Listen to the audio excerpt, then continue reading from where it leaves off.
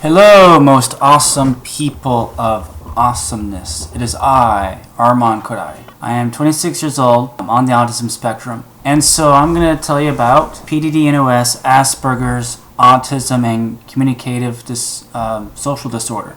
The term PDD-NOS gets tossed around sometimes. So there's different degrees of autism, and sometimes like someone that is maybe someone is considered really high function, they might give a PDD-NOS diagnosis. But that's not always the case, because I know someone who has a PDD-NOS diagnosis, and I'd say that they're like right in the middle of the spectrum.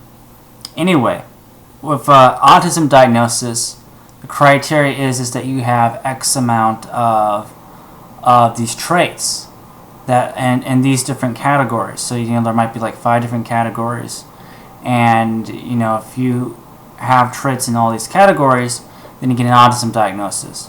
If say you have traits in 3 out of 5 categories, you get an Asperger's diagnosis. And if you don't have enough, but you have some of the quirky traits or whatever, you maybe STEM, maybe you're really obsessed about things, you have trouble interacting with people, then you get a PDD-NOS diagnosis. The thing is that if that DSM-5 does go into effect, as it currently stands, Asperger's and PDD-NOS will go away as it is anyway. Both of them will, either people with those diagnoses will be diagnosed with autism or social communication disorder. And I have to disagree with the social communication disorder diagnosis, because autism, Asperger's, PDD-NOS, all 3 of them, they're much more than having a social communication disorder. Even though when I give presentations, when I want to define autism, I say first and foremost autism is social and communication disorder, which it is. But there's much more to it than that. Like I said, so you have sometimes the extreme anxiety, the OCD characteristics, the stimming behaviors, etc., etc., etc. So that's not just a social aspect. Anyway, I'm digressing. So someone asked me to define PDD-NOS. The best way to look at PDD-NOS is essentially there's not enough traits to get an Asperger's diagnosis, but there's still a few traits, the autism-like characteristics, so that person gets a PDD-NOS diagnosis. Sometimes, unfairly, someone might be like super high function, and the psychologist doing the diagnosis, they might choose to give them PDD-NOS as a diagnosis. Although I think that's pretty rare. I think it's more common that someone has all the autistic traits, including the speech delay, and then getting an Asperger's diagnosis because the psychologist says, well, you're smart, you communicate well, so I'm going to give you an Asperger's diagnosis.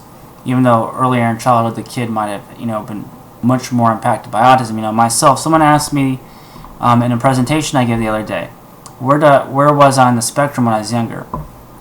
And I'll tell you, I was nowhere near where I was today. That's pretty obvious.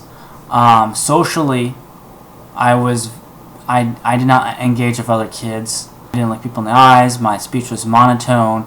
I had severe tantrums. So I was very smart though. Of course, being very smart, there are people with severe autism who are very smart. So I was always very smart, and I think that has helped me a little bit because I'm able to rationalize things. So and figure out even socializing. So rationalize it as I got older. So I was very good at math at a young age. Logically, I had a very, very logically smart brain. But other than that, socially, even so my mom, the way people described me, was socially handicapped, and I was essentially socially handicapped when I was younger. So where was I on the autism spectrum? I wasn't severely impacted. I was verbal. I couldn't read though. I did learn how to read though by the 3rd grade, but I put it together. I just figured it out. I put 2 and 2 together. Like I saw the words on the page, and I could read the words, but I didn't quite grasp that words form sentences. I spoke in sentences, but I didn't quite figure out that you connect them like connect the dots. But I figured out, and I started to read. So anyway, I would say that I was somewhere in the middle. Maybe a notch or 2 below the middle. There's no real true middle with autism. Because it's, as I described, that people can have this trait and that trait, and be very, verbal or nonverbal, so it's kind of crazy. But anyway, I would say that I was, when I was younger, that I was either towards the middle or below the middle. But I wasn't, like I said, I wasn't severe, but I mean, autism still impacted me a lot. I mean, I've grown leaps and bounds a lot since I was a kid. I mean, like super lot. So I would say, yeah, somewhere a little bit below the middle. Anyway, this is supposed to be a video about PDD and NOS. So PDD and NOS, you have less trait characteristics than Asperger's, but there's still autistic tendencies. So if you have an autistic tendency, then you'll have a PDD and NOS diagnosis.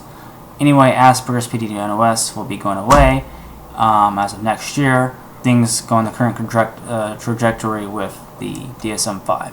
So anyway, that's what I have to say today. I thank you for watching. I wish everyone an awesome day of awesomeness. Thank you.